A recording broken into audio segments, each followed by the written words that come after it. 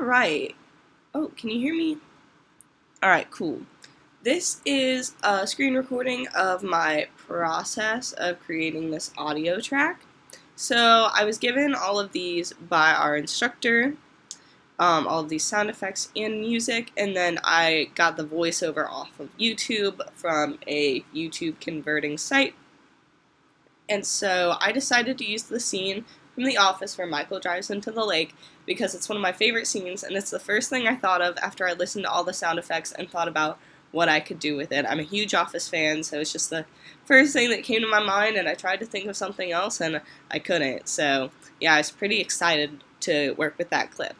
I have two sound effects bars, so I have a sound effects track here, sound effects track here, and then the voiceover track, and then the music track. So that's really good for keeping everything separated and whatnot. As you can see, I use quite a bit of sound effects.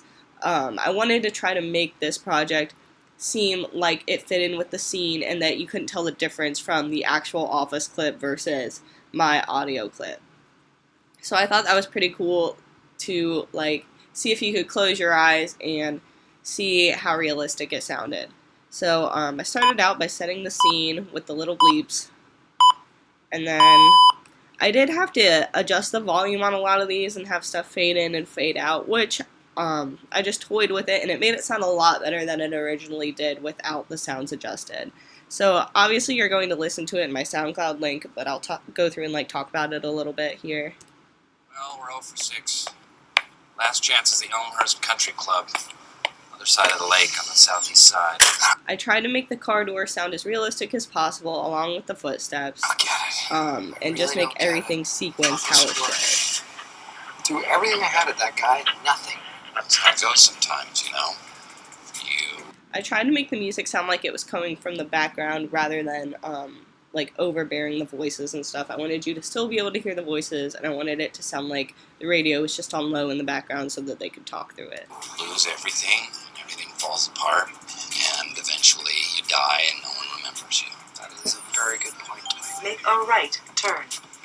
So as you can see, there are sounds included in the Michael drives into a lake clip, but it's nice because it helps set the scene even more to what I added. So we're going to fast forward here, and I wanted the horns to appear like somebody was coming at them and that they needed to move, and then the tires screeching, them swerving into the lake. I just tried to make it all fit and make it seem super, super realistic. Shortcut, Dwight. It said go to the right. It can't mean that. There's a lake there. It knows where it is going. This is the machine knows. This is the lake. Stop yelling at me.